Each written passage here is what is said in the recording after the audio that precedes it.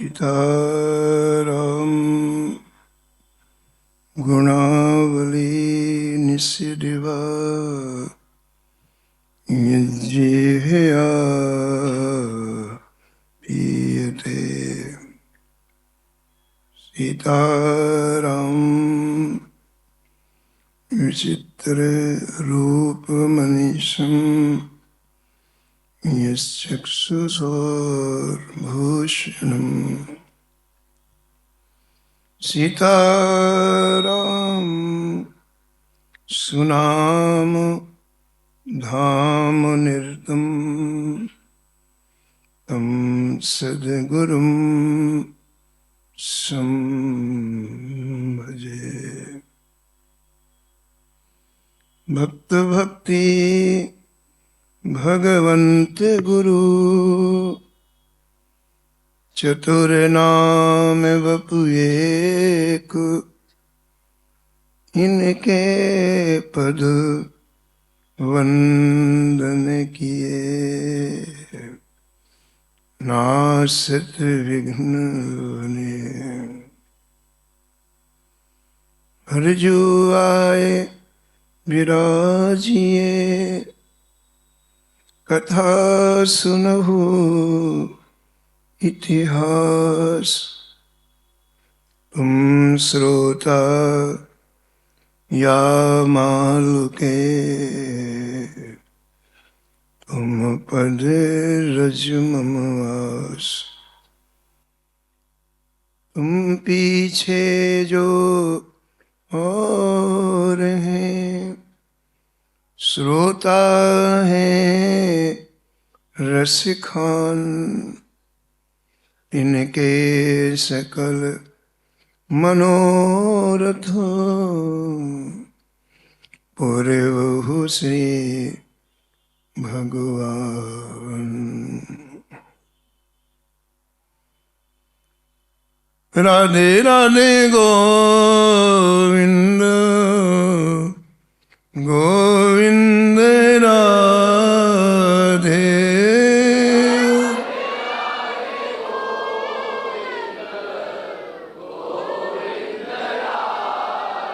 राधे राधे गोविंद गोविंद राधे।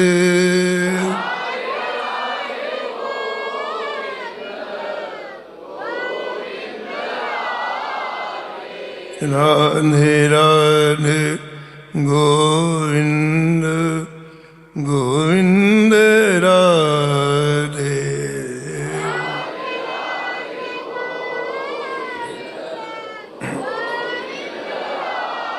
गोविंद राधे बोलो गोपाल राधे।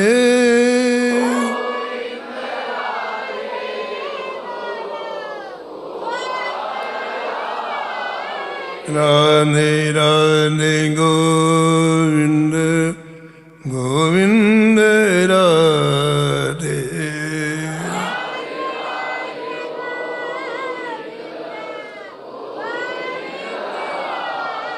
श्री राधा रानी जो की, श्री राधा वल्लभ लाल जो की, श्री हित हरवंश महाप्रभु जी की, श्री सेवक जो महाराज की, सब संत भगवान की, श्री बांके बिहारी लाल की, श्री जानकी वल्लभ लाल की, श्री मंगल मूर्ति हनुमान जी महाराज की, श्री गिरिराज जी महाराज की, श्री यमुने महारानी की, सपरिकर श्री भक्तमाल जी की, श्री स्वामी अग्रदास जी महाराज की, श्री नाभाजी महाराज की, श्री प्रियादास जी महाराज की, श्री वृंदावन धाम की, परम पूज्य अनंत शिवसित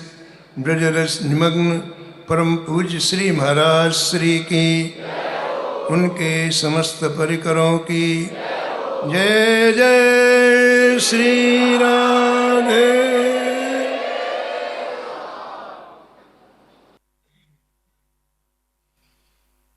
श्री राधा मोहन जी की असीम अनुकंपा से श्री धाम वृंदावन की यह दिव्य स्थली, जहाँ पूज्य महाराज श्री के द्वारा निकुंज की कथाओं का रस बरसाया गया है, अनेक भक्तों के परम पावन चरित्र महाराज श्री के श्रीमुख से आपने श्रवण किए हैं, और जिस भूमि पर अनेक रसिक आकर के अपना सौभाग्य मानते हैं, ऐसी ये हित राधा रसकेली कुंज में हम और आप श्री ठाकुर जी के लाडले दुलारे संतों के परम पावन चरित्र में अवगाहन कर रहे हैं। निश्चित रूप से हम सभी भाग्यशाली हैं।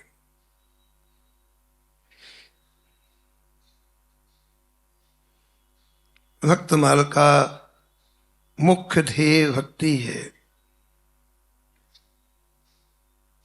जितने भी आगे आप भक्तों के चरित्र श्रवण करेंगे, सबके हृदय में भक्ति नृत्य करती है। इस भक्ति का इतना महत्व है। जहाँ भक्ति होती है, श्री ठाकुर जी बिना बुलाए जाते हैं। जहाँ भक्ति होती है, प्रिया प्रीतम दौड़ करके जाते हैं। ऐसी अनुपम भक्ति का श्रृंगार श्री भक्तमाल के टीकाकार श्री प्रियादास जी महाराज ने भक्तमाल के प्रारंभ में किया है, जिसका श्रवण आप प्रारंभ से कर रहे हैं। कई तरह के उपकरणों से भक्ति महारानी का श्रृंगार किया गया है। आज जिस उपकरण का आप श्रवण करेंगे वो है आभरण। आभरण का तात्पर्य होता है आभूषण। हमने भक्ति महारानी को स्नान कराया, हमने भक्ति महारानी को वस्त्र पहनाए, हमने भक्ति महारानी को अनन्यता रूपी इत्र लगाया। अब भक्ति महारानी को आभूषण पहनाना है।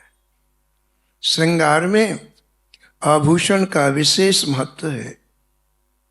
आभूषण धारण करने से शोभा और बढ़ जाती है।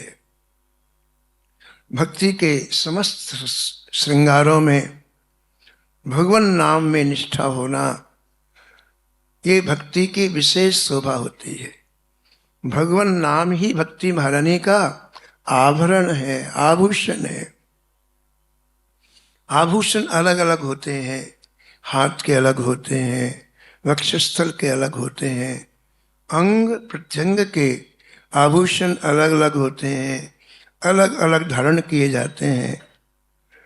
वैसे ही नामनिष्ठ महापुरुषों के रोम रोम से भगवान नाम की धुन होने लगती है।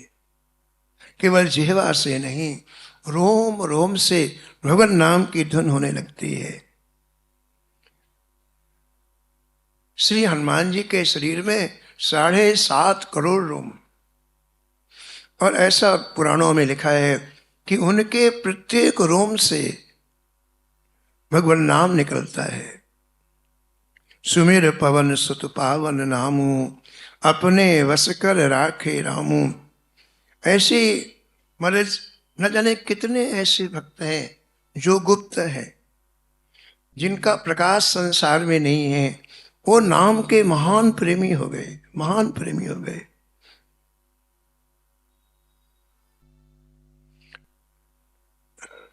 नाम जापक ठाकुर जी को कितना प्रिय है। श्री भक्तमाल में एक छोटी सी कथा ही है श्री कामध्वज जी की। कामध्वज जी राजस्थान में इनका जन्म हुआ। ये 4 भाई थे, और उस समय राजाओं का जमाना था। तो वहाँ जो राणा था, जो राजा था, उसके यहाँ इनके 3 भाई नौकरी करते थे। ये सबसे छोटे थे।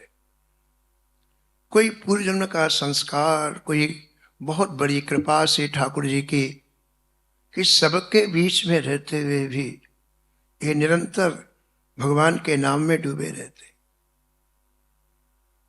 और नाम में जब व्यक्ति डूबता है तो नाम ऐसी जगह ले जाते हैं जो वास्तविक जगह है। नाम वहीं ले जाएंगे जो वस्तुतः सार की चीज है। तो घर में वो प्रातःकाल निकल जाते 4 बजे और पास में वन था, जंगल था, वहां जाकर के भगवान नाम में डूब जाते। दोपहर में एक बार आते, जो प्रसाद मिलता उसको पा लेते, फिर चले जाते।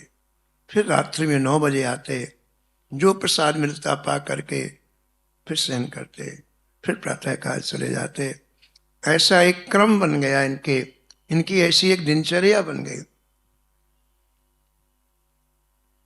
सबसे छोटे थे घर में, भाइयों में 4 भाइयों में 3 भाई राणा के यहाँ नौकरी करते थे। ये सबसे छोटे थे तो किसी ने ध्यान नहीं दिया। एक दिन तीनों भाई राणा के यहाँ से ड्यूटी करके वापस आ रहे थे, आए भजन करके बस घर में प्रवेश करने वाले थे तो भाइयों की दृष्टि पड़ी, अरे अब तो 13-14 वर्ष का हो गया, बड़ा हो गया, इधर भैया इधर आ। भाइयों को प्रणाम किया, कहा भाई देखो है, हमने राणा से पहले ही बात करके राणा के यहाँ तुम्हारा नौकरी में नाम लिखा दिया है कि हमारा भाई जब भी थोड़ा बड़ा हो जाएगा हम ले आएंगे, लेकिन तुम्हारी जगह में कोई ना आए इससे पहले तुम्हारा नौकरी में नाम लिखा दिया है। इसलिए अब तुम बड़े हो गए हो, कल से तुम राणा के यहाँ हमारे यहाँ नौकरी में चलो। अब एक भक्त का उत्तर सुनो आप। हमने कई बार इस बात को दोहराया कि भक्त और भगवान का जो वार्तालाप होता है या एक भक्त दूसरे भक्त से जो बात करता है बड़ी मार्मिक होती है। उसी को बहुत सावधानी पूर्वक सुनना चाहिए। भजन करने के बाद अंतःकरण की कैसी स्थिति हो जाती है और अंतःकरण से शब्द कैसे निकलता है, ये पकड़ने वाली बात सामान्य व्यक्ति की कल्पना के बाहर की चीज है। वो भजन से ही ऐसी स्थिति निर्मित होती है और कोई इसका विकल्प नहीं है। कामध्वज जी ने भजन किया, भगवान नाम लिया, उनके विचार सुनो आप, कितने सुंदर, सुव्यवस्थित और निर्णायक है। भजन करने वाला बीच में नहीं रहता है, भजन करने वाला निर्णायक होता है। उसका हर शब्द श्री ठाकुर जी को बहुत पसंद आता है। भजन करने वाला कोई स्तुति ही करेगा तो ठाकुर जी खुश होंगे, ऐसी बात नहीं है। भजन करने वाला कोई विशेष पाठ करेगा तो ठाकुर जी खुश होंगे, ऐसी बात नहीं है। भजन करने के बाद उसका हर शब्द स्तुति होती है। भजन करने के बाद उसकी हर क्रिया ठाकुर जी को बहुत पसंद होती है। तो भाइयों ने कहा कि तू सयाना हो, बड़ा हो गया है, अब हमारे यहाँ साथ में चला कर वहां नौकरी करेगा, वहां से जो मिलेगा उससे जीवन निर्वाह कर, चलो हमारे साथ।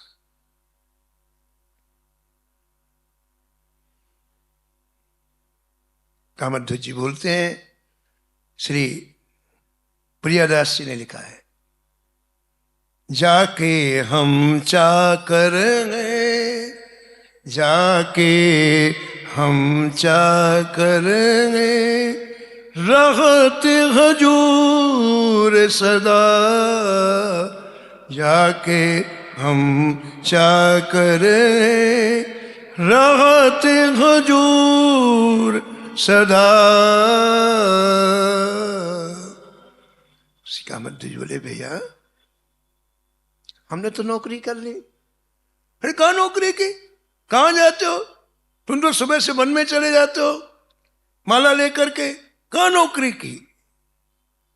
बोले कर ली। किसकी नौकरी कर ली? बोले भैया मैंने तो श्री रघुनाथ जी की नौकरी कर ली। हम चाकर रघुनाथ के, हम चाकर खड़े रहे दरबार, खड़े रहे दरबार, पट्टो लिखायो अवध में, पट्टो अवध में, यह तन डारो वारो, यह तन डारो वार, यह तन डारो वार। भैया हमने नौकरी कर ली, श्री रघुनाथ जी की नौकरी कर ली, और टेम्परेरी नौकरी नहीं, रजिस्टर्ड नौकरी की है, पट्टे वाली नौकरी की है। इसलिए अब हम किसी की नौकरी नहीं कर सकते। एक बार जो ठाकुर की नौकरी कर लेता है वो किसी की नौकरी पर करने लायक नहीं रह जाता है। अरे ठाकुर के शरीर के मालिक कौन मिलेगा? जिनकी नौकरी करो खुद गुलाम है, उनके खुद का ठिकाना नहीं है भाई साहब। उनकी नौकरी करके हम लोग क्या करेंगे? हमने ठाकुर की नौकरी की है। तो भाइयों ने कहा बचपना छोड़ो, और हम इतने दिन का हमारे जीवन का अनुभव है, अब छोटे हो, ये बचकानी बातें मत करो, चलो हमारे साथ काम में चलो आज। बोले नहीं भैया, अब मैं कहीं नहीं जा सकता, क्योंकि मैंने रघुनाथ जी की नौकरी कर ली है। चिढ़ गए, बड़े भाई है ना, चिढ़ गए, तीनों भाई चिढ़ गए। और जब व्यक्ति चिढ़ता है, क्रोध करता है, तो उल्टा सीधा बोलता है। तो कामध्वज जी को उन भाइयों ने कहा अच्छा ठीक है, तू हमारा कहना नहीं मानता, तो एक बात कान खोल के सुन, तू मरेगा तो तुझे जलाएगा कौन? हम परिवार के लोग जब तेरा साथ नहीं देंगे, तू हमारा कहना नहीं मानता तो हम तेरा साथ नहीं देंगे। और तू दिन भर भजन करता है, दिन भर भगवान नाम लेता है, तो तू मरेगा तो तुझे जलाएगा कौन? ऐसा भाइयों ने कहा। राजा रघुराज सिंह लिखते हैं, तब बोले भाई अनखाई, तब बोले भाई अनखाई, देखे वन में कौन जराई, देखे वन में कौन जराई। कौन जलाएगा? एक भक्त का विश्वास देखो आप, भजन करने से कितना विश्वास ठाकुर जी में हो जाता है। सामने खड़े हुए भाइयों से श्री कामध्वज जी बोले, भैया मैं जिनके आश्रय में घर छोड़ के जा रहा हूं, अब मैं इस घर की कभी रोटी नहीं खाऊंगा। आपने कहा ना कि जब तू नौकरी नहीं खाता तो रोटी मत खाया कर, तो अब मैं इस घर की रोटी नहीं खाऊंगा। मैं तो यही समझता था कि ठाकुर जी की रोटी, मैं इसलिए आके रोटी पाने के लिए आता था। मेरे मन में तो ये बात है कि सबको ठाकुर जी रोटी देते हैं, लेकिन आज तुमने कहा हमारी रोटी, अब मैं नहीं खाऊंगा। अब तो मुझे ठाकुर जी रोटी देंगे, मैं वही रोटी पाऊंगा, मैं वही भोजन करूंगा, इसलिए मैं जा रहा हूं।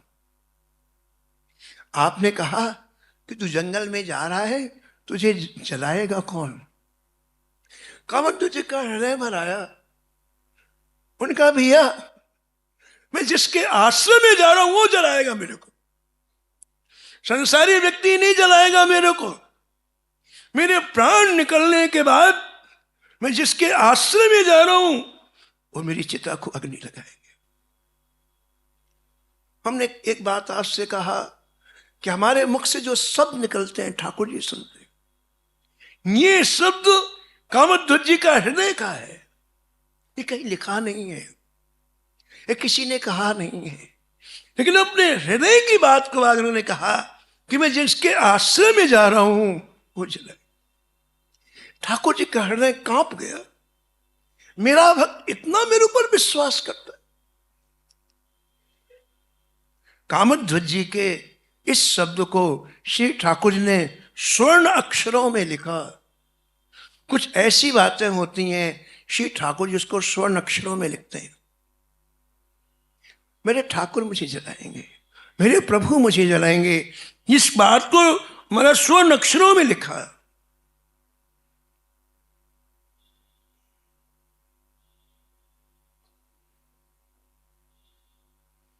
विनय पत्रिका में गोस्वामी जी ने कुछ पद लिखे हैं। उनमें एक पद है, भरोसो और आई हैं उल्टा के। इस सृष्टि में, इस संसार में किसके भरोसे में जी रहे हो आप? भरोसो और आई हैं उल्टा के, क्या कहूं लहें राम सो साहिब, क्या कह अपनो बल ताके, कह कहूं लहें राम सो साहिब। प्रश्न कर रहे हैं गोस्वामी जी, क्या ठाकुर के शरीर के कोई मालिक मिल गया? राधा रानी जी के शरीर के कोई मालिक मिल गया? श्री कृष्ण के शरीर के कोई मालिक मिल गया? कोई श्री राम के शरीर के मालिक मिल गया? कह कहूं लहे राम सो साहिब, कह अपनो बल ताके।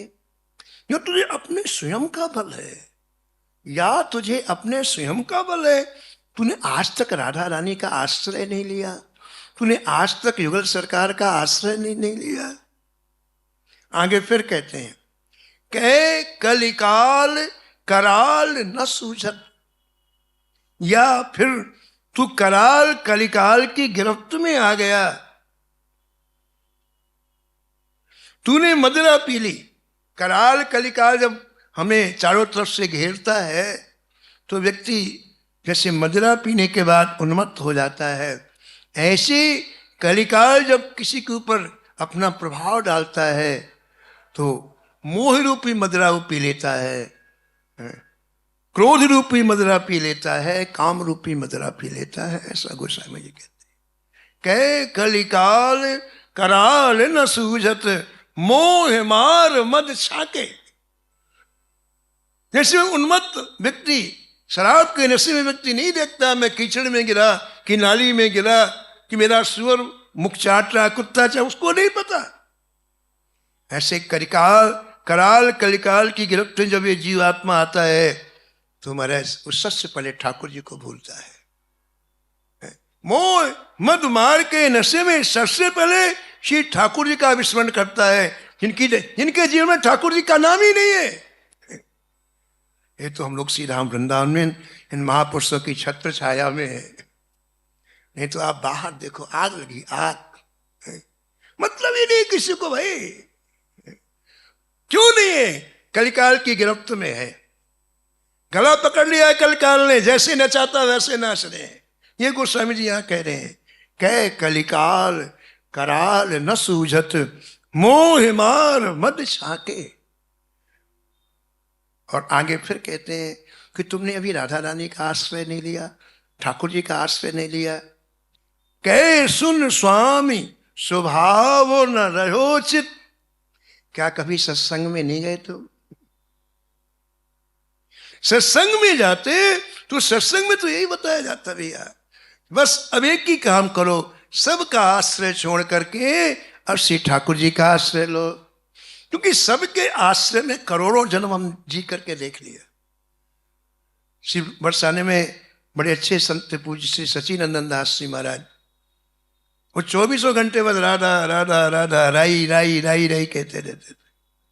111 वर्ष की आयु में उनका शरीर पूरा हुआ। तो कोई जाता तो वैसी तो बात नहीं करते, लेकिन जब कभी बात करते तो एक ही बात कहते देखो भाई, तुम मेरे पास आए हो तो मैं एक बात तुमसे पूछता हूं। संसार के आश्रय में तुमने लाखों जन्म बेकार कर दिए, मेरे कहने से इस बार राधा रानी के आश्रय में जीवन जियो, कितना सुख है, कितना झूम जाते बताते समय। मेरे कहने से ये जीवन तुम राधा रानी के आश्रय में जो कितना सुख है। तो क्या आपने सत्संग किया? और सत्संग में क्या आपने ये नहीं सुना कि सब की आशा छोड़ करके श्री हमें राधा रानी का आश्रय लेना है, ठाकुर जी का आश्रय लेना है। कहे सुन स्वामी स्वभाव न रहो चित। कथा क्या है? कथा क्या बताओ आप? कथा में श्री ठाकुर जी के स्वभाव का वर्णन होता है। और जब स्वभाव की जानकारी हो जाती है तो समीपता हो जाती है। आप जब स्वभाव जान लेते तो संकोच दूर हो जाता है। कथा श्री ठाकुर जी के स्वभाव का वर्णन करती है। अति कोमल रघुवीर स्वभाव, अति कोमल यद्यपि अखिल लोक कर राऊ, यद्यपि अखिल लोक कर। अतिशय कोमल ठाकुर जी का स्वभाव है। आप एक बार कह दो हे राधा रानी मैं आपकी हूं, मैं आपका हूं, हाथ पकड़ के खींच लेंगे। इतना कोमल स्वभाव है, लेकिन आपने पीठ करके रखा है, संसार की तरफ मुख रख करके रखा है। दिक्कत है अति कोमल, कोमल नहीं अति लगा दिया। ऐसे कोमल स्वभाव वाले का आश्रय नहीं लिया।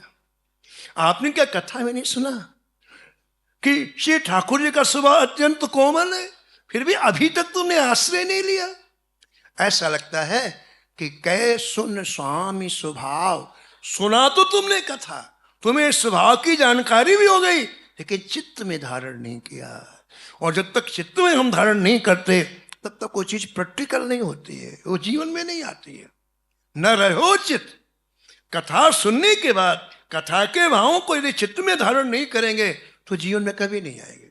ये गोस्वामी जी प्रश्न करते हैं कि अभी तक तुमने श्री राधा रानी का आश्रय नहीं लिया, युगल सरकार का आश्रय नहीं लिया, इसका मतलब तुमने कथा को चित्त में धारण नहीं किया। कहे सुन स्वामी स्वभाव न रहो चित्त, जो हित सब अंग थाके। क्या बढ़िया बात कहते हैं। जिनका तुमने आश्रय लिया है एक दिन वो सब तुमको छोड़ देंगे। अच्छी तरह से इस बात को सुन लेना चाहिए। जिनका तुमने इस समय आश्रय लिया है एक दिन सब आपको छोड़ देंगे। अरे बाहर की बात छोड़ो, शरीर ही हमारा साथ नहीं देगा। आंखों से दिखाई बंद हो जाएगा हमारी जी, कान से सुनाई पड़ना बंद हो जाएगी, हैं ये दांत चले जाएंगे, जीवा बोलना बंद कर देगी, शरीर हमारे बस में नहीं रहेगा, इतना कमजोर हो जाएगा। यही जो साथ देना छोड़ दे, दुनिया वाले क्या बात कर रहे हैं। ऐसे समय कौन साथ दे? जब शरीर ही साथ नहीं दे रहा है, ऐसे समय में कोई साथ देने वाला है क्या? कुछ समझ कहते हैं हाँ, ऐसे समय में साथ देने वाले युगल सरकार। जब दुनिया छोड़ दे महाराज जी, शरीर भी छोड़ दे, तो ठाकुर जी हाथ पकड़ते, आ मैं हूं तेरे साथ। गोस्वामी जी के शब्द सुनो, जो हित सब अंग ठाके। जब एक एक अंग आपका शिथिल हो जाएगा, जब एक एक इंद्रिय आपकी जवाब दे जाएगी, तो ठाकुर जी हाथ पकड़ेंगे, मैं हूं ना, चल मेरे साथ। ऐसे ठाकुर का तूने अभी तक आश्रय नहीं लिया, धिक्कार है। कह सुन स्वामी स्वभाव न रहो चित, जो हित सब अंग थाके। हो जानत भली भांत अपन पो, प्रभु सुनो न साके। कहते मैंने खूब अच्छी तरह से देखा है, संसार में जो लोग अपना अपनत्व दिखाते हैं बिल्कुल डुप्लीकेट, बिल्कुल नकली। अपन पो तो गोविंद का है, अपन पो तो राघव का है, अपन पो तो माधव का है, अपन पो तो श्री राधा रानी का है। हो जानत भली भांत अपन पो, प्रभु सुनो न साके। उपल भील खग मृग रजनीचर, भल भय कर्तव्य काके। जिन्होंने पशुओं का कल्याण किया, पक्षियों का कल्याण किया है, जिन्होंने पत्थरों का कल्याण किया, ऐसा कोमल स्वभाव, बताओ वो हमारा कल्याण नहीं करेंगे, वो हमारा हित नहीं करेंगे। गोस्वामी जी अगली पंक्ति में कहते हैं, भैया तुम्हारी तुम जानो, लेकिन मैंने तो नाम को कस के पकड़ लिया। मोको राम नाम सुर तरुसो, मैंने एक आश्रय जबरदस्त पकड़ाए हो है, हरि नाम हो है, कृष्ण नाम हो है, राधा नाम जबरदस्त पकड़ा है। मोको राम नाम सुर तरुसो, राम प्रसाद कृपालु कृपा के। कृपा खो गई ठाकुर जी की, उन्होंने कृपा की कैसे पता चले? यदि नाम में दृढ़ता हो जाए। आप गोस्वामी जी कहे मेरे ऊपर कृपा की है कि ठाकुर जी ने कृपा का ये फल है कि नाम को मैंने जबरदस्त पकड़ा। राम प्रसाद कृपालु कृपा के। अब क्या हुआ? ओहो तुलसी सुखी, मैं इतना सुखी व्यक्ति हूं जिसकी कोई कल्पना नहीं कर सकता है। तुलसी सुखी निसोच, मेरे जीवन में किसी तरह का कोई सोच नहीं है। ये है महाराज जी भगवान नाम की निष्ठा। सुखी और निसोच व्यक्ति तभी हो सकता है जब दृढ़ता पूर्वक नाम को पकड़ेगा, और कोई विकल्प सृष्टि में है ही नहीं। सुखाभास है, भ्रम है, असलियत नहीं है। तुलसी सुखी निसोच राज, जो बालक माए बाबा के। छोटा सा बालक अपने माँ बाप को देखता रहता, खूब हंसता है, खूब खेलता है, वो जानता है मेरे माँ बाप का राज है। छोटा सा बच्चा है, मैं भी मस्त रहता हूँ, मेरे नाम का राज है। कोई आंख उठा के देखे, अपने नाम के राज में, अपने नाम के बल पर महाराज जी मैं सुखी और निसोच हूं, ऐसा गोस्वामी जी ने कहा है।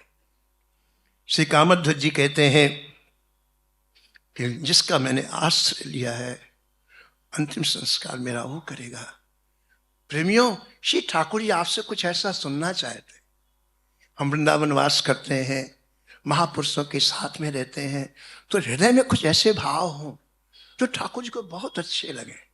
और ये अपनत हमारे ठाकुर, जैसे हमने कई जन्मों से संसार हमारा है, ये हमारा है, अब हमको ऐसा एहसास हो कि ठाकुर जी हमारे। ऐसे शब्दों को सुनकर श्री ठाकुर जी बहुत प्रसन्न होते हैं। कामध्वज जी ऐसा कह करके अपने भाइयों को प्रणाम करके गए। उन्हें तो बहुत उल्टा सीधा कहा, लेकिन भक्त भक्त होता है, भक्त कभी किसी में दोष नहीं देखता है। प्रणाम किया और जंगल में चले गए, और जंगल में जाके भगवान नाम में डूब गए। जब भगवान नाम का रस आता है तो ऐसा लगता है कि 1000 जीवाएं हो जाएं। एक जीवा काम की नहीं है प्रेमियों। जब भगवान नाम में रस आता है तो 1000 मुख हो जाए।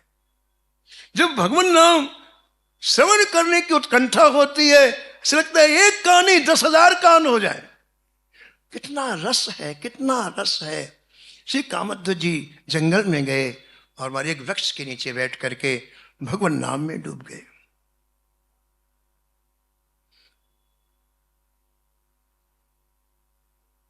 अस कही कामध्वज विपिन सिधारी, अस कही कामध्वज विपिन सिधारी, धर्यो ध्यान कौशला बिहारी, धर्यो ध्यान कौशला बिहारी। समय का कुछ पता नहीं, मन लग जाए ना माजी भगवान के भजन में, समय का कुछ पता नहीं चलता है। और वो समय भी आ गया, जीवन की जितनी आयु थी वो पूरी हो गई। वो अनायास जैसे आयु पूरी हो गई, शरीर से प्राण अलग हो जाएंगे। श्री कामध्वज जी की आयु पूरी हुई और अनायास ये शरीर ठीक समय पर शरीर से सूक्ष्म शरीर निकला, दिव्य शरीर निकला और भगवत धाम पहुंच गया। भजन करते तन छूटत भयो, भजन करते तन छूटत भयो, तब रघुनाथ संकट गयो, तब रघुनाथ संकट। हम लोग सुनते हैं पुराणों में कि जब शरीर छूटता है तो बहुत कष्ट होता है। जन्मत मरत दुसह दुख होई, ऐसा सुनते हैं ना। तो हमने एक बार पूछ महाराज जी, श्री मथुरा दास जी महाराज से पूछा कि मतलब जब यही नियम है कि शरीर छूटने में बहुत कष्ट होता है, तो भजन करने वालों को क्या लाभ हुआ? जब सबके लिए यही नियम है कि जन्मत मरत दुसह दुख होई, जन्मन में और मृत्यु में इतना कष्ट होता है, दुसह, जिसको सहन नहीं किया जा सकता है। तो श्री महाराज जी बोले कि ये जनरल नियम है, एक जनरल नियम होता है, एक स्पेशल नियम होता है। ये सामान्य नियम है कि जन्मने और मरने में भयंकर कष्ट होता है, लेकिन विशेष नियम ये है कि जो व्यक्ति भजन करता है वो भगवान के धाम में ऐसे जाता है जैसे हाथी के गले में माला पड़ी रहती है और माला कब टूट जाती है उसे पता नहीं चलता। ऐसे यहां से भगवत धाम कब पहुंच गया उसे पता नहीं चलता, कब पहुंच गया उसे इतना कहा नाम मात्र का कोई कष्ट नहीं महाराज जी, बस यहां सीधे विमान है पहुंच। तो श्री कामध्वज जी का शरीर छूटा और दिव्य विमान से चले, लेकिन ठाकुर जी को कामध्वज जी के शब्द याद हैं। श्री रघुनाथ जी को कामध्वज जी के वो शब्द याद है कि मेरा अंतिम संस्कार जिनका मैं भजन करता हूं वो करेंगे। और ठाकुर जी खड़े होकर साकेत में ठाकुर जी विराजे थे, पूरा परिकर विराजा था। श्री ठाकुर जी खड़े और दौड़ लगाए, जल्दी जल्दी जाना है, जल्दी उसका अंतिम संस्कार करना है। तो ठाकुर जी सिंहासन से उठ के दौड़ लगाई। हनुमान जी जैसे दौड़ लगाई, हनुमान जी ने कहा कभी इतनी व्याकुलता पूर्वक ठाकुर जी कहीं नहीं जाते, क्या हो गया आज? हनुमान जी हमेशा समक्ष रहते हैं श्री ठाकुर जी की सेवा के लिए, तो ठाकुर जी यहां से उठे वो पहुंचे महाराज। अब हनुमान जी दौड़ करके आए, आगे लेट गए चरणों में, दोनों हाथ फैला के बोले जय जय, आज आप कहाँ जा रहे हैं? इतनी व्याकुलता पूर्वक जा रहे हैं, कहाँ जा रहे हैं, कहाँ जा रहे हैं? श्री ठाकुर जी भरे हुए कंठ से बोले, हनुमान मेरे एक भक्त की ऐसी इच्छा है कि अंतिम संस्कार मैं करूं, इसलिए मैं संस्कार करने जा रहा। हनुमान जी ने चरण पकड़ लिए, बोले जय जय, आपका कार्य ये दास करेगा, आप विराजो, आप जैसा चाहते हैं वैसा मैं जाकर के उस भक्त का अंतिम संस्कार करूंगा। मारुत कहे मुहि शासन देहु, मारुत कहे मुहि शासन देहु, आओ तुरत दाहित ही देहु, आओ तुरत दाहित ही देहु। जब बहुत प्रार्थना की हनुमान जी ने, तब श्री ठाकुर जी सिंहासन पर बैठे। हनुमान जी ने अपने साथ में 10,000 वानरों को लिया और सबसे पहले श्री साकेत से वहां आए जहां कामध्वज जी का मृत शरीर है। आप तो वहीं रहे, 10,000 वानरों को आपने दक्षिण भारत में भेजा और कहा है सुगंधित चंदन की लकड़ी से इनका अंतिम संस्कार करेंगे, आप लोग जाओ और सुगंधित लकड़ियां इकट्ठी करके लाओ। वो 10,000 बानर त्रेता के थे महाराज, बहुत बलवान बानर थे, बड़ा आकार था उनका। 1 मिनट में दक्षिण भारत पहुंच गए और वहाँ जहाँ सुगंधित मलयाचल चंदन रहता है ना, उसकी लकड़ी बड़ी सुगंधित रहती है, वो सब इकट्ठी करके अपने कंधे में रख करके फिर यहाँ आए। श्री हनुमान जी ने अपने हाथ से चिता बनाई।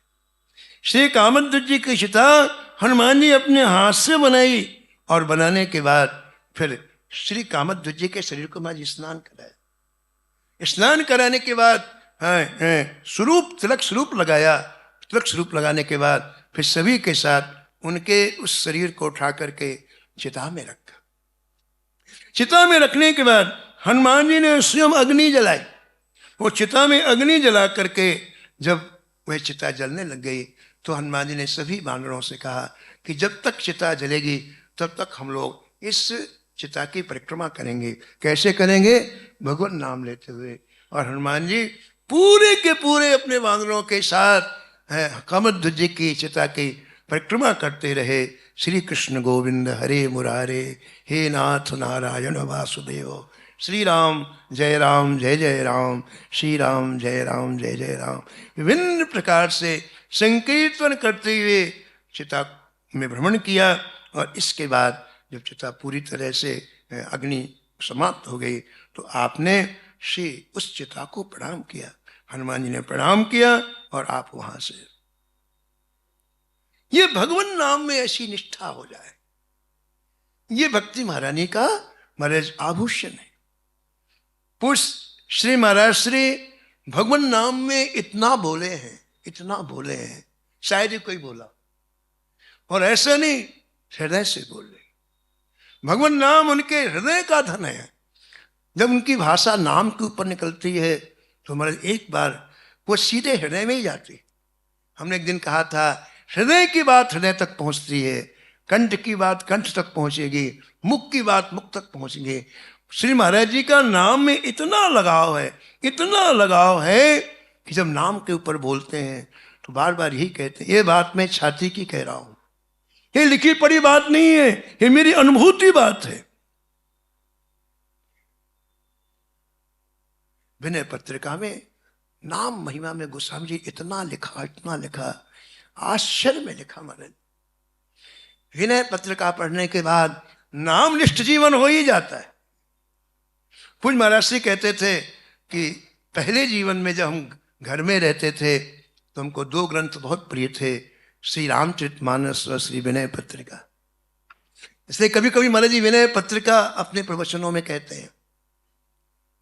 मलुक पीठाधीश श्री राजेंद्र दास जी के साथ में हम लोग जब महाराज जी के पास आए थे तो महाराज जी ने विनय पत्रिका मंगवाई और कहा, हमको एक पद बहुत प्रिय है, आप उसकी व्याख्या करो। कहा था वो पद आप भी सुनो, बड़े सुंदर पद है। हमारे नाम का वर्णन विनय पत्रिका से कर दिया जाए तो बिल्कुल समझ में आ जाएगा। महाराज जी का जो सबसे प्रिय पद है विनय पत्रिका में, वो सुनो आप। प्रिय राम नाम ते जाहि न राम, प्रिय राम नाम ते जाहि न राम। एक तरफ राम नाम है, एक तरफ कृष्ण नाम है, एक तरफ राधा नाम है, और दूसरी तरफ श्री राम जी हैं, दूसरी तरफ श्याम सुंदर हैं, श्री कृष्ण जी हैं। एक तरफ उनका नाम है, एक तरफ ठाकुर जी हैं। आपसे कहा जाए चुनाव करो तो आपको किसका करना चाहिए? वो समझे कहते नाम का करो, ठाकुर को छोड़ दो। प्रिय राम नाम ते जाय न रामो, राम नाम से अधिक जिसे राम प्रिय ना हो, ऐसा जिसका जीवन है। वो समझे कहते हैं ताको भलो कठिन कलिकाल हूं आदि मध्य परिणामो। जिसकी ऐसी निष्ठा नाम में है, कलिकाल उसका बाल बांका नहीं कर सकता। 3 चरण कलिकाल के हैं, पहला चरण, मध्य चरण और अंतिम चरण। आदि मध्य परिणामों, अभी पहला चरण है कलिकाल का महाराज। इसके बाद जब मध्य चरण आएगा तो और ज्यादा महाराज विकारग्रस्त सारा वातावरण हो जाएगा। और जब अंतिम चरण आएगा तो गोस्वामी जी ने लिखा है रामचरितमानस में कि हमारी आयु टोटल 15 वर्ष की होगी महाराज। कलिकाल के अंतिम चरण में व्यक्ति की आयु कितनी होगी? 15 वर्ष। 5 वर्ष में वो युवा हो जाएगा, 5 वर्ष में युवा हो जाएगा। और उसकी जो रहनी होगी कितनी बेकार रहेगी। कहते ना वो बहन को मानेगा ना बेटी को मानेगा। ये अंतिम कलिकाल की बात है। लघु जीवन संवत 15, लघु जीवन संवत 5 और 10 15 वर्ष। कल्पांतु नाश गुमान ऐसा, और अहंकार इतना रहेगा, ओ मैं ब्रह्मा की आयु तक जीवित रहूंगा। कल्पांतु नाश गुमान ऐसा, कलिकाल विहाल किए मनुजा, कलिकाल विहाल किए मनुजा, नहीं मानत को अनुजा तनुजा।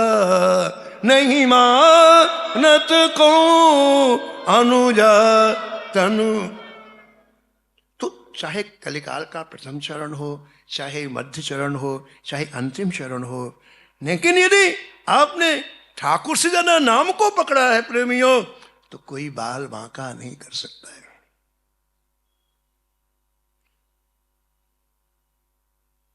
सकुचत समुझे नाम महिमा, मद लोभ मोह कोई कामो। श्री नाम का जो प्रभाव है, नाम की जो महिमा है, जब नाम निष्ठ आप हो जाएंगे तो जितने विकार हैं वो आपको देखकर सिर नीचा कर दें। सकुचने का तात्पर्य कि इनके अंदर तो ऐसी ताकत है कि मुझे देख ले तो हम भस्म हो जाए। मद लोभ मोह कोई कामो, आपको देखकर संकुचित हो जाते हैं, संकुचित। राम नाम जप निरत सुजन पर, करत छाए घोर घामो। कहते हैं यही विकार सेवा में लग जाएंगे। यही विकार यदि आप में नाम निष्ठा इतनी जबरदस्त हुई तो काम सेवा करने लग जाएगा आपकी, लोभ सेवा करने लग जाएगा, मद ये नौकर बन जाएंगे। उदाहरण देते हैं, वाल्मीकि अजामिल के कछु हुतो न साधन सामो। श्री वाल्मीकि जी का पहले का जीवन कैसे था? रत्नाकर डाकू थे, न जाने कितने लोगों की हत्याएं करते थे, लेकिन श्री नारद जी के मिलने के बाद जीवन बदला। और आदिकवि वाल्मीकि जी ने कहा नारद जी से कि मैं तो राम नाम नहीं कर सकता। बोले क्यों? बोले मैंने कभी किया नहीं, मैंने लोगों को मारा है, आप मुझे कहते हैं राम कहो, और जब मैं मुख से राम बोलता हूं तो मरा निकलता है, मैं क्या करूं? तो नारद जी ने कहा चलो तुम मरा मरा ही जपो, मरा मरा बोलो, छोड़ो राम, ये भी काम करेगा। और नारद जी की आज्ञा से महाराज इतना भयंकर जिन्होंने पाप किया, ऐसे रत्नाकर जी एक जगह बैठ करके जब नाम में डूब गए तो भगवान के समान हो गए। उल्टा नाम जपत जग जाना, उल्टा नाम जपत जग, वाल्मीकि भय ब्रह्म समाना, वाल्मीकि भय ब्रह्म। ऐसे अजामिल के पास कोई साधन नहीं था। और कहां से संत आ गए महाराज घूमते फिरते। ये लोगों ने कहा सबसे बड़े गांव में यही महात्मा है? पहुंच गए, आवाज लगाई, जय श्री राधे की आवाज लगाई। वो तो वेश्या को अपने यहाँ, वेश्या थी उनके घर में, उसने देखा अरे बाबाओं संतों को किसने भेज दिया, वो घबरा गई। बड़ी मुश्किल से महाराज अपने को ठीक करके और कहा महाराज आज्ञा करिए। बोले भक्तराज अजामिल कहाँ है? और वो महाराज जंगल में खूब मदिरा पी करके न जाने कितने पशुओं को लाद करके ला रहा था। महाराज मरे, मैं उस मांस खाता था, लाद करके ला रहा था। तो वो जो वेश्या थी वो दौड़ के गई, बोले सब फेंको, सब फेंको, सब फेंको। और ऐसे ठंडे पानी में नहलाया उसको अजामिल। बोले क्या बात है, आज को नहला रही है? बोले अरे लाओ जल्दी लाओ। नहलाया महाराज, कपड़े ले आई थी अच्छे, साथ में कपड़े पहनाए और अपने हाथ से उसको चंदन लगाया और बैठा है अपने पास। बोले हमारे यहाँ बड़े बड़े महात्मा आए हैं, तुम जाके कहना हे महाराज मैं आपकी शरण हूं। क्या कहोगे? अब वो तो मदिरा अभी पूरी नहीं उतरी थी। बोले मैं कहूंगा कि तुम मेरी शरण में आए हो। बोले तो ये कहना। अब ऐसा बैठा के सिखाया महाराज जी उसमें से, और फिर धीरे धीरे ले गई, संतों के चरणों में प्रणाम कराया। संतों ने देखा और संत समझ गए कि किसी ने हमको गलत जगह भेज दिया है। ये कोई संतों की दृष्टि बड़ी तीव्र होती है, बड़ी माइन्यूट होती है। तो संतों के सामने आए तो संत समझ गए। अब देखो भैया, संत कहीं भी जाते हैं उनका काम है हित करना, हित करते हैं।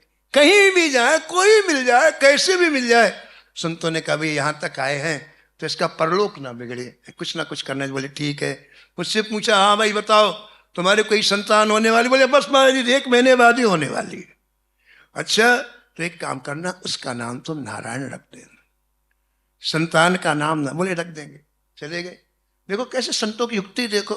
अब उस अंतिम संतान में अजामिल की बड़ी आसक्ति हो गई, दिन भर नारायण नारायण नारायण करता रहता है। आप कुछ भी करो, लेकिन काल किसी की प्रतीक्षा करने वाला नहीं है।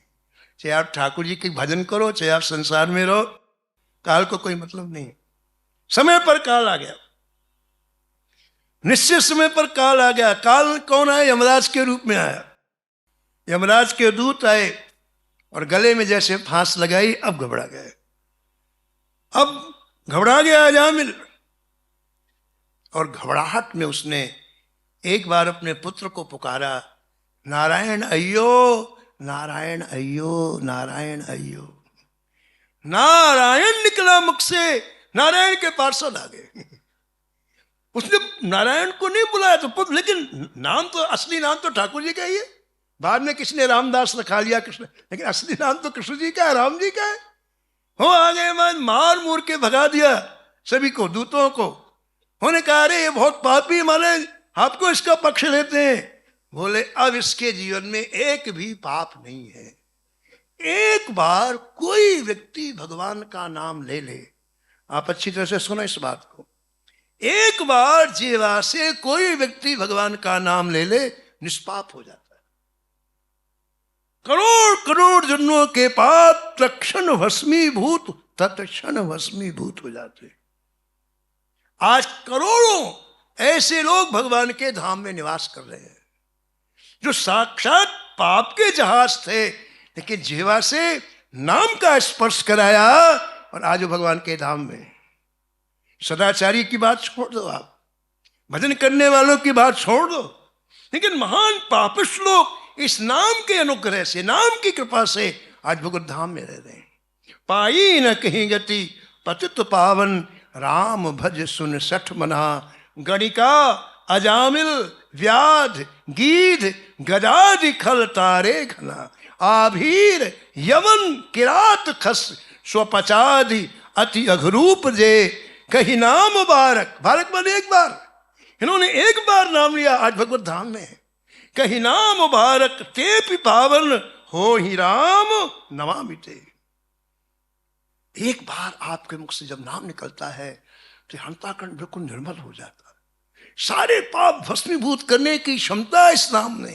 यहां तक लिखा है महाराज कि एक व्यक्ति पूरे जीवन पाप करे, इतने पाप कर ही नहीं सकता जितना एक नाम में पाप को दहन करने की क्षमता है, कर ही नहीं सकता। फिर आप कहेंगे कि हम तो 1 घंटे नाम लेते हैं, 3 घंटे नाम लेते हैं, 6 घंटे नाम लेते हैं, फिर हमारे अंतःकरण में निर्मलता नहीं आती है। जब भस्मीभूत हो गए पाप तो निर्मल अंतःकरण हो जाना चाहिए। तो उसका जो खास कारण संत लोग बताते हैं ये है कि नाम एक बार लेने के बाद फिर हम दोबारा पाप ना करें।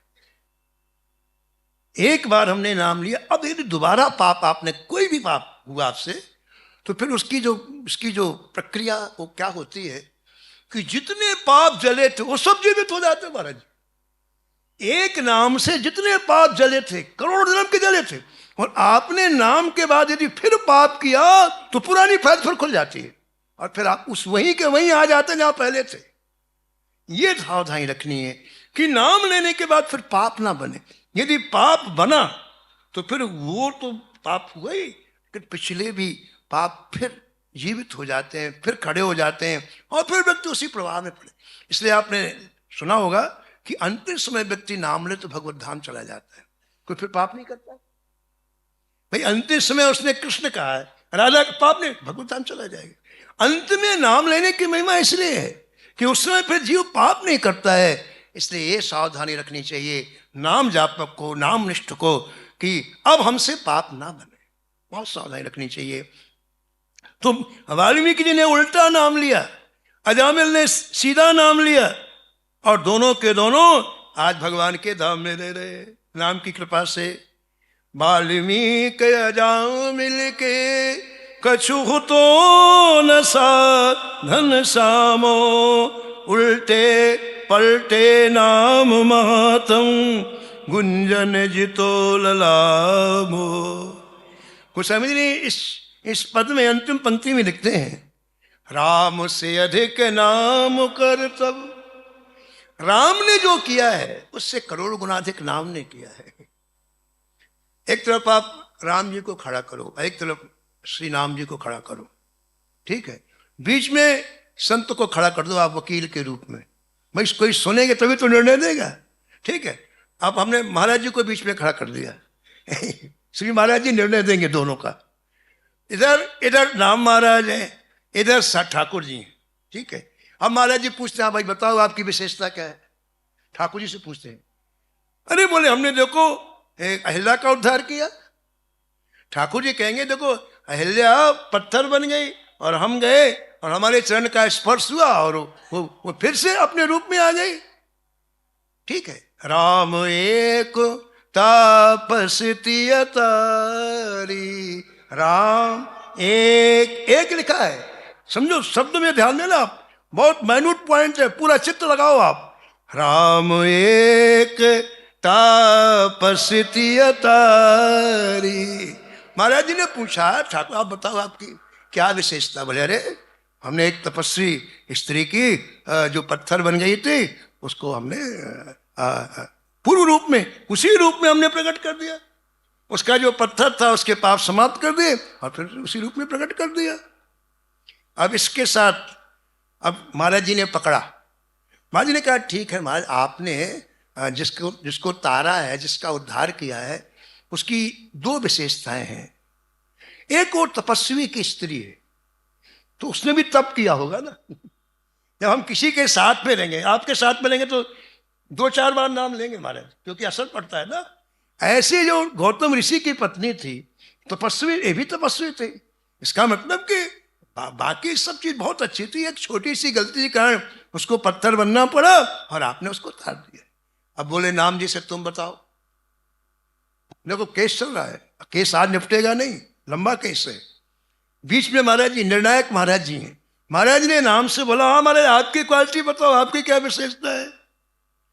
बोले महाराज हमने करोड़ों की बुद्धि को सुधार दिया है।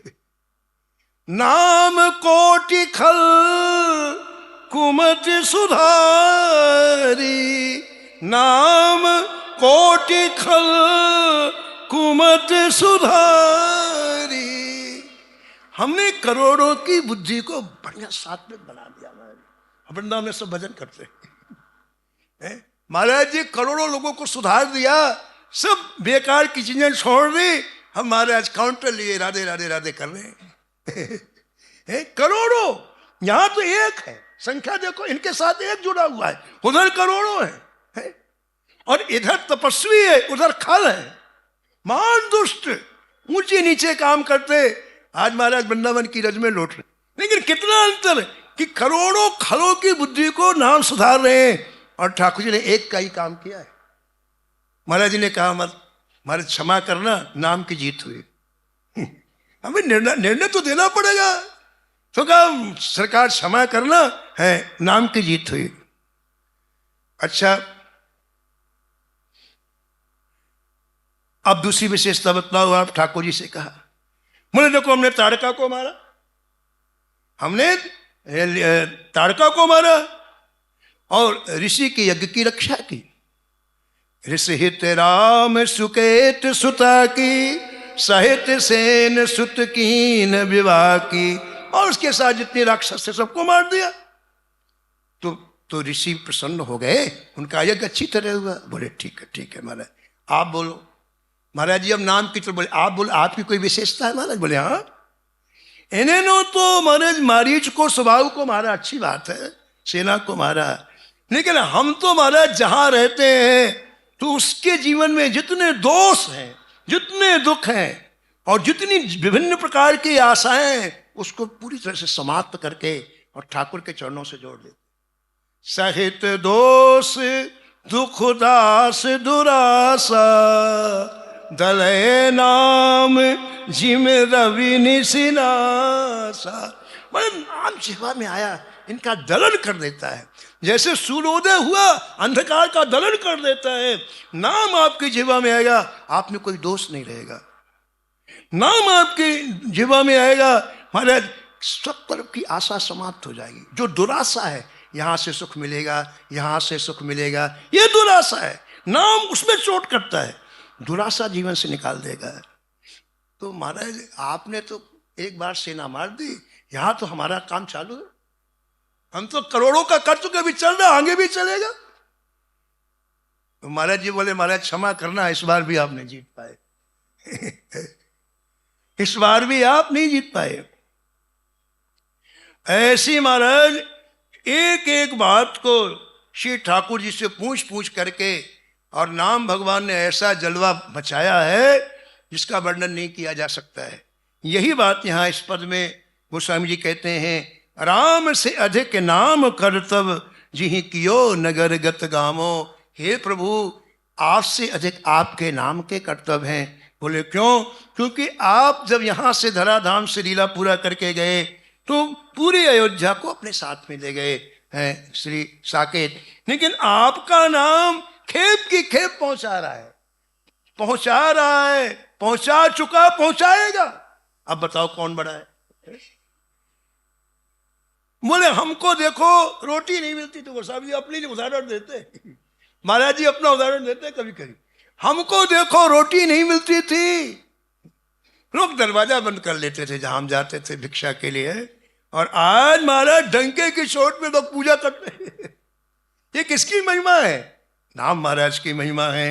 भय बजाए दाहिने जो जपो तुलसीदास सोबामो, प्रिय राम नाम ते जाहि न रामो, प्रिय राम नाम ते जाहि न राम।